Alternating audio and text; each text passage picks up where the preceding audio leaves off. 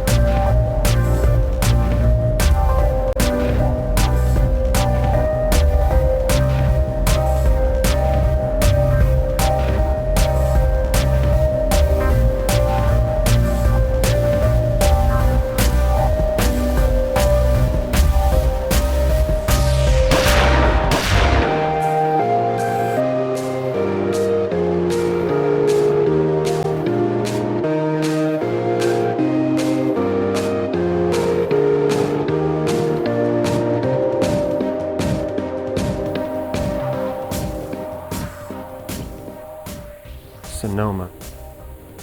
God, I'm still in Sonoma. Every time I think I'm going to wake up back in LA's Rampart Division. I thought that was going to be my home. But one day I woke up and there was nothing left.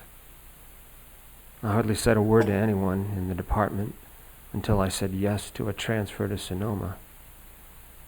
When I was back there, all I could think about was getting out onto the streets. How my partner and I would collar our next perp. Until one day we didn't.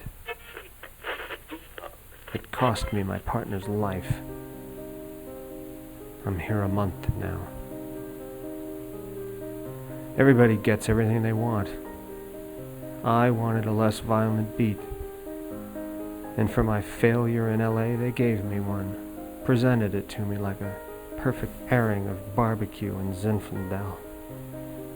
It seemed like the right beat, and when I'm done with it, I never want another. I was in the strangest place in the world, and I didn't even know it yet. On the outside, Sonoma appeared to be an idyllic wine country town. Quaint historic buildings, California's largest town square. Wine enthusiasts visiting from far corners of the world. And yet there was a sinister side, hidden in plain sight, like a fleeting shadow only seen out of the corner of your eye. I was walking directly into the hellmouth of Sonoma's dark underbelly. It was no accident that my welcome present was a case, a murder. Burgess F. Weinstein, BFD for short. How many cases had I already solved? Maybe hundreds? But this time it was a local and a wine critic. It wasn't supposed to make any difference to me, but it did. Hell, blaming a man for drinking wine in this place was like blaming someone for breathing air. Except his wine was poisoned. Malvino family wine. I took the case. What the hell else was I gonna do? Go wine tasting? I was working the streets of Sonoma, a pretty common investigative procedure. It was a good way to pick up information and determine who the real suspects were. It took time, but that was okay. I needed the time to get acclimated. Only problem was, they were already on the move.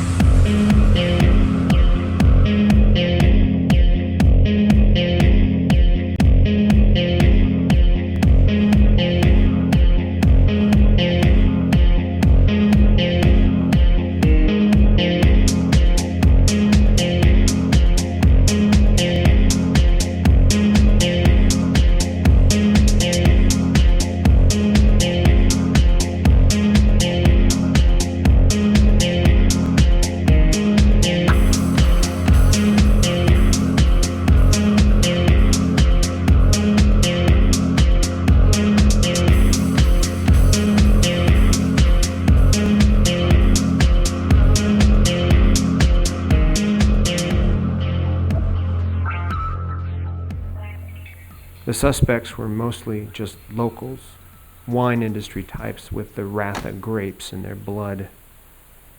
The one called Topher, an aspiring sommelier, was from the city. He pontificated about wine, women, and other psalms, but not necessarily in that order. It appeared he might be the estranged son of Weinstein, which made him the poster boy of small fortune inheritance. What price murder?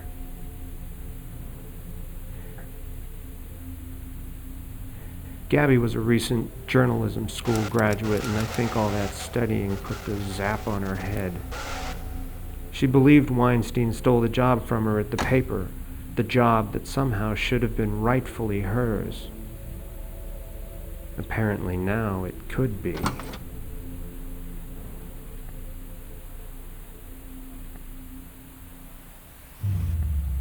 Julian Malvino of the Malvino wine dynasty, was on his way out of the family business, out of the wine industry, out of the whole damn arcane Sonoma circus.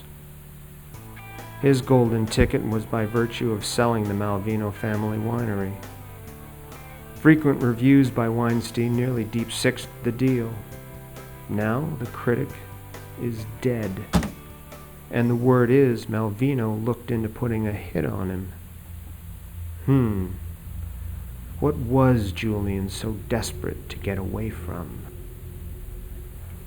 Equal parts New Age mother and Wicked Witch of the West, French-born Veronique brought an alchemist sensibility to her appreciation of wine. Christ, she once concocted a hangover remedy. It cured the morning after by delivering the cursed drinker into the ever after. Her other hobby was artists and writers, like Weinstein. Go figure. Then there was Malcolm B. Leeds, the corporate raider. It might have been my case, but it sure as hell was Malcolm's town. Nothing happened here that he didn't know about.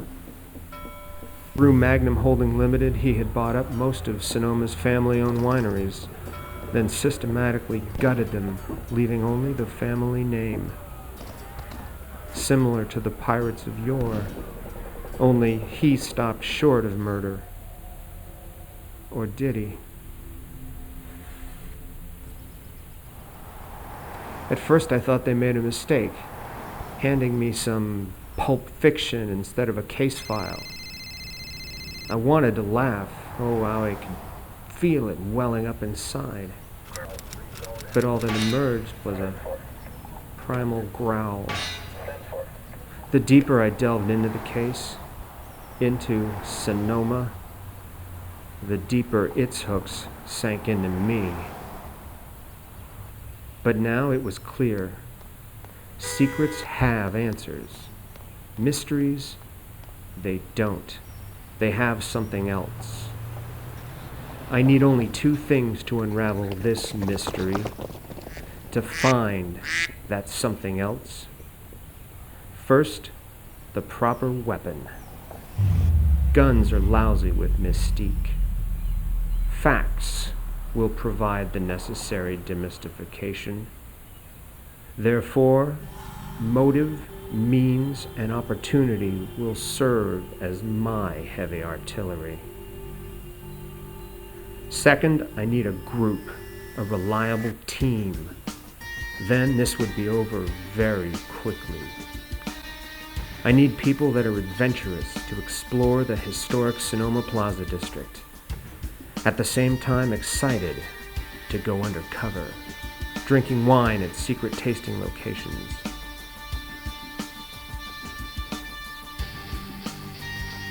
Most important, to be daring to investigate the actual suspects, to reveal their motive, means, and opportunity, making it possible to solve the mystery. Solve the mystery. Because if you solve a mystery, what are you left with? A secret. And secrets have answers.